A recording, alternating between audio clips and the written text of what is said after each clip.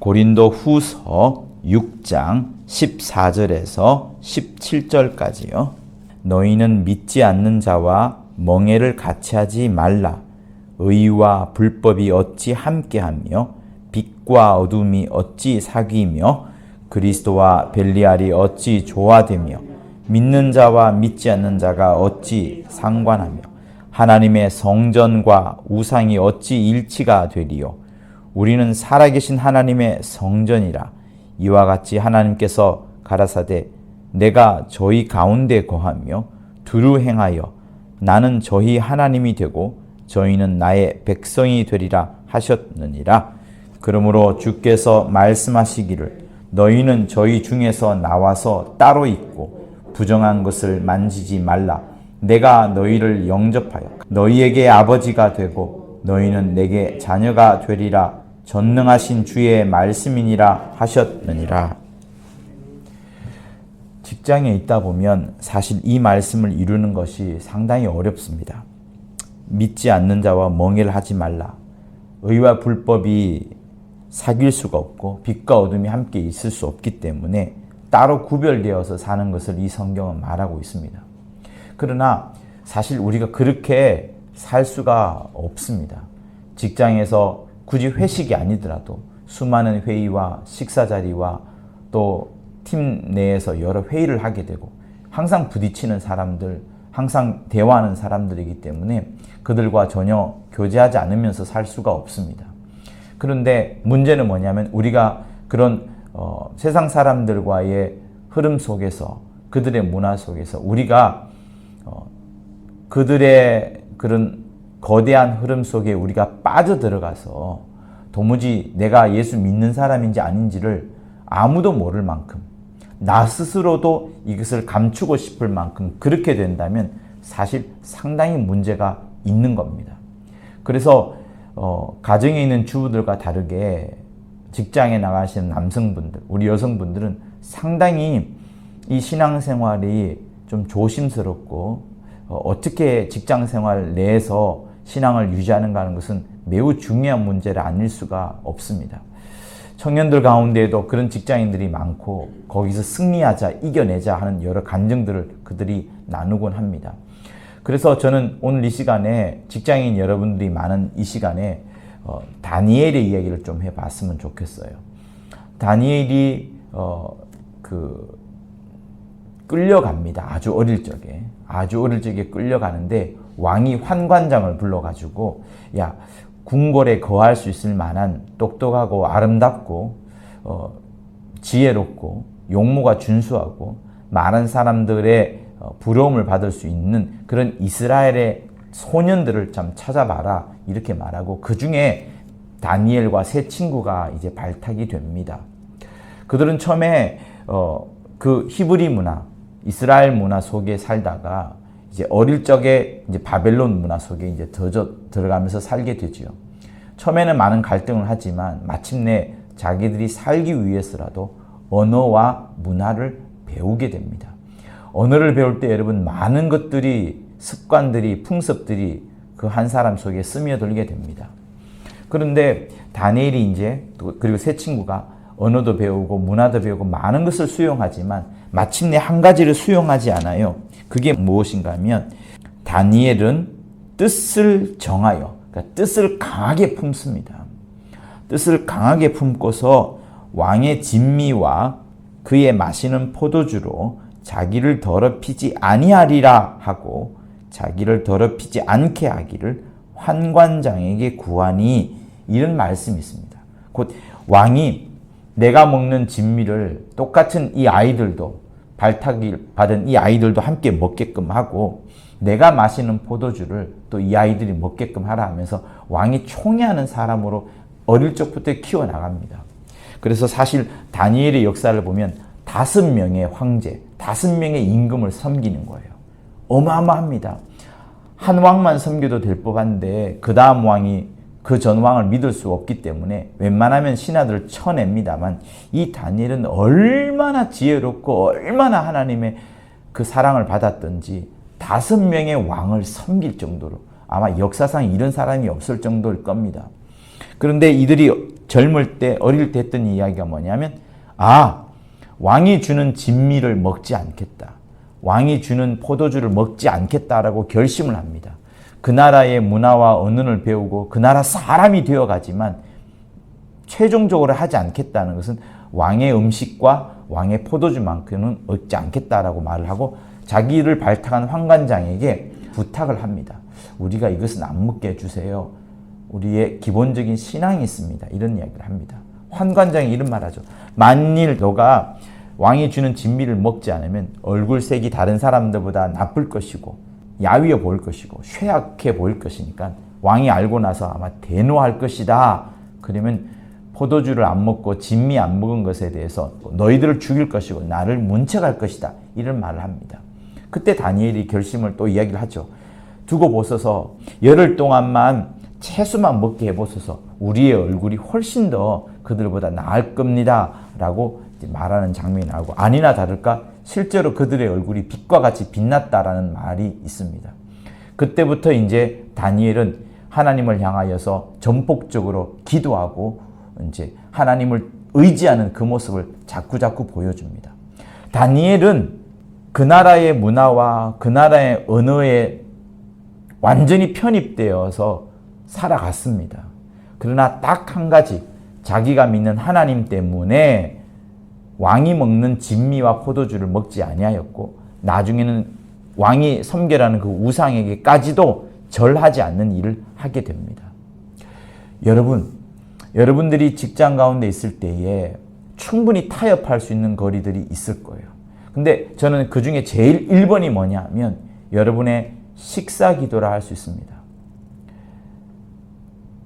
동문 선배를 만났을 때 그리고 이제 여자친구와 이제 막 처음 미팅을 했을 때 그때 내 신앙을 드러내지 않으려고 식사 기도를 거의 하지 않거나 순식간에 끝내거나 아니면 아예 건너머 가버리는 그런 경우들이 사실 있어요.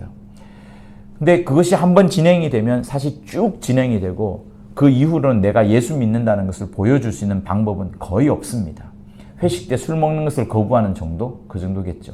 그런데 매번 하루마다 주어지는 식사 때마다 내가 식사 기도를 적어도 10초 정도만 한다 그러면 내 주변에 있는 사람들은 내가 예수 믿는 사람이라는 것을 충분히 알 것이고 내 앞에 있는 사람 아니라 할지라도 몇 단계 건너 있는 사람이 내가 예수 믿는다는 것을 알 거고 어느 교회 다닙니까? 장로입니까? 안수집사입니까? 등등을 물을 것이고 심지어 어떤 위기에 빠졌을 때는 내게 질문과 또 내게 어떤 기도를 해달라는 부탁까지 해올 겁니다. 우리가 예수 믿는다는 것을 능히 드러내야 되는데 그 드러내기가 쉽지 않은 이런 세상 환경 가운데 가장 좋은 것은 그리고 최후의 방어라 할 수 있고 최선의 공격이라 할 수 있는 그 전도의 마지노선은 뭐냐면 식사할 때에 식사 기도하는 그것이야말로 정말로 대단한 겁니다. 그거 물려치고 나면 계속해서 예수 믿지 않는다는 것을 오히려 드러내는 사람밖에 되지 않을 거예요. 그래서 그런 부분에 대해서 우리가 반드시 이겨내는 지혜들이 필요합니다. 다니엘은 이렇게 그 나라의 사람이고 그 나라의 언어를 배우는 자였지만 가장 기본적인 신앙에 있어서만큼은 결코 타협하지 않는 모습을 보여주었습니다. 직장인 여러분, 그리고 이 자리에 있는 여러분들이 여러분 친구들한테 전도하기가 쉽지 않다 그러면 식사할 때만큼이라도 온전한 식사 기도를 제대로 하면서 여러분들의 신앙과 믿음을 보여주십시오. 그거 한번 물리기 시작하면 계속해서 물리게 됩니다. 그러나 한번 하기 시작하면 조금 처음에 한두 번 약간 어색할 수 있겠지만 그 이후로는 물밀듯이 물러가게 되고 오히려 여러분들이 전도하지 않아도 수많은 질문들이 오가게 되면서 여러분들이 할 수 있는 여러 전도를 할 수가 있게 됩니다. 며칠 전에도 어떤 중요한 회사의 간부급인 사람을 만났는데 이분은 점심 때 이제 동료들하고 또 그리고 같은 팀 내에 있는 여러 사람들과 함께 식사를 하고 그 근처를 한 바퀴를 돈다고 그래요. 한 바퀴를 돌면서 무슨 이야기 하겠습니까? 처음에는 자기가 맡은 팀 내에 업무를 이야기하기도 하겠지만 이제 업무 이야기는 하지 말고 또 뭐 이런저런 이야기 하자 할 거고 그러면 정치 이야기 뭐 세상의 이런 이슈들 이야기도 하겠지만 그러다가 또 신앙을 이야기하기도 합니다. 왜? 우리의 대화 가운데 우리의 주인이 함께 하신다는 것을 내가 드러내지 않을 수 없는 그런 환경이 되어지지 않습니까? 그러면 자연스레 그렇게 전하면서 그동안에 이 사람이 예수 안 믿는 줄 알았는데 예수 믿는 자였고 그것을 알게 되고, 아니면 어느 시점에 이 사람이 예수를 믿지 않게 되었다는 것을 이 사람으로부터 또한 들을 수 있는 것이고, 그러면서 그 다음 미팅 때에는 식사하고 나서는 이런저런 이야기를 하면서 우리 같이 기도하자. 내가 너를 위해서 기도해 주겠다. 그것은 이렇게 풀 수가 있다. 이것 때문에 성경이 막혔다면, 교회 가는 것이 막혔다면 이것은 이렇게 보는 것이 맞다라고 말을 해주면서 우리는 전도할 수 있게 됩니다. 그러니까 오늘 우리가 읽었던 본문처럼 세상 사람들과 완전히 떨어져서 믿지 않는 자와 멍에를 같이 하지 말라 해가지고 전혀 그들과 구별하여 살 수는 사실 없는 거예요. 이렇게 살았던 사람들이 누군가 하면 유대인들이 그렇게 살았습니다. 선민 사상이 충만했기 때문에 하나님 이외 백성 아닌 자들에게는 거의 하대시하면서 그들은 살아왔었어요. 그러나 주 예수께서 이 땅에 오셔서 우리에게 하신 것은 모든 천하 만민들이 예수의란 이름 그 공통분모 하나로서 다 모이게끔 했고, 그 예수란 이름으로 하늘을 향하여서 어디에 있든 예배 드릴 수 있도록 만들어 두신 겁니다. 그래서 성경책에 이렇게 나와 있지만 16절에 하나님의 성전과 우상이 어찌 일치가 되리요? 우리는 살아계신 하나님의 성전이라 이렇게 말하잖아요. 그러니까 여러분, 우리가 믿지 않는 자들 가운데에 같이 거하면서 내가 할 수 있는 것은 내가 하나님의 성전이라는 것을 보여주는 겁니다. 바다에 바다 물고기가 살아요. 그러나 바다 물고기의 몸은 짜지 않습니다. 그 짠 바다에 그렇게 오랫동안 살고 있지만 바다 물고기의 몸은 짜지 않아요. 회 짭니까? 회 여러분 드셔보셨지만 짜든가요? 안 짭니다. 그렇게 짠 바다에 살고 있지만 물고기는 짜지 않아요. 우리가 그와 똑같습니다.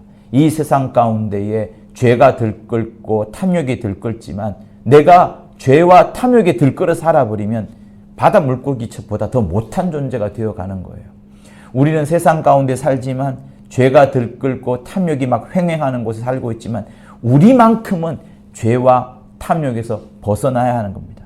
그래서 직장인들이 눈에 능히 보이는 뇌물 주기도 하고 뭐 사소한 다툼이 있기도 하고 거짓말이 오가고 어떻게 하면 돈을 많이 벌까 하는 그런 경쟁, 이런 것들 가운데 우리가 살아가고 있지 않습니까?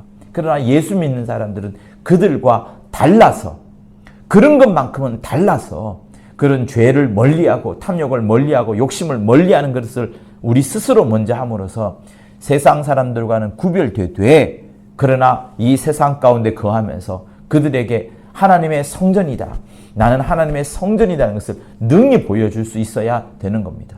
만약에 여러분들이 그렇게 진실되게 산다 하면 전도하지 않아도 전도가 되어질 정도로 하나님께서 여러분들에게 믿지 않는 사람들을 보내주실 겁니다. 그런 간증 정말 많습니다. 그래서 여러분, 직장 생활과 신앙 생활이 다르다 생각지 마시고 직장 생활에서 상사를 잘 섬기고 그 업무를 잘 완수하고 나쁜 짓 하지 아니하고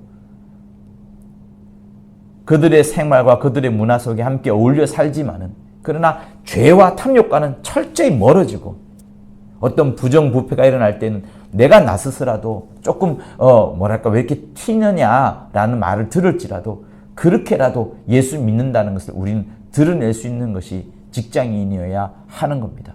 어떻게 보면 가장 선교의 전도에 가장 앞장서서 있는 자들이 여러분이 아닐까라는 생각도 가져봅니다. 그래서 초대교회 때 교회가 어디 있었습니까?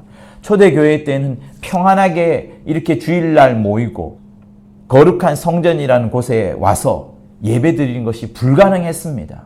항상 쫓겨다니는 곳에서 있었고, 아니면 가정에서 소규모로 예배를 드렸고, 그들이 신앙생활을 드러낸 곳은 그곳을 떠나서, 그 가정교회라는 곳을 떠나서 각자에 있는 일터에서 정말 멋지게 살면서, 아름답게 살면서, 죄와 탐욕과는 구별되게 살면서 그들이 자연스레 전도를 했던 겁니다.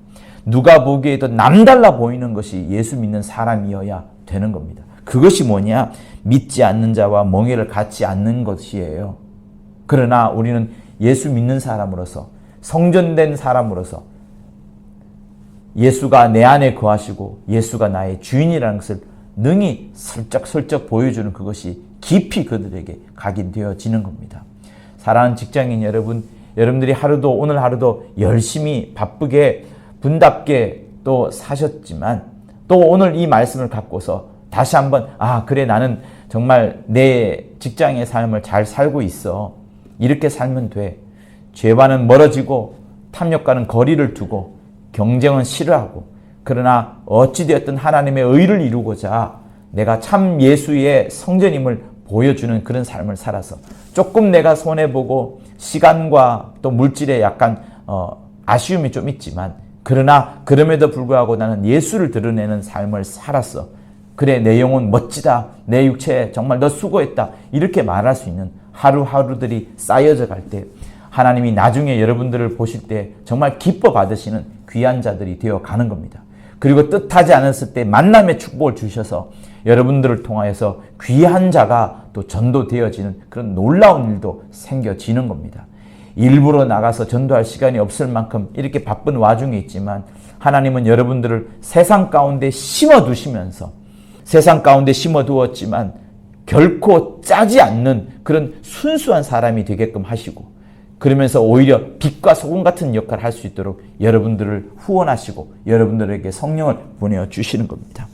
여러분들 모두가 다 참 하나님의 자녀요, 하나님이 영원한 여러분의 주인 되실 것을 예수 이름으로 부탁을 드립니다. 여러분의 입술이 복과 복음의 전달자가 되고, 여러분의 하는 모든 행동들이 정말 하나님은 살아계시구나 라는 것을 증거하는 귀한 여러분의 몸들, 움직임들, 행동들, 역사들이 될 것을 예수 이름으로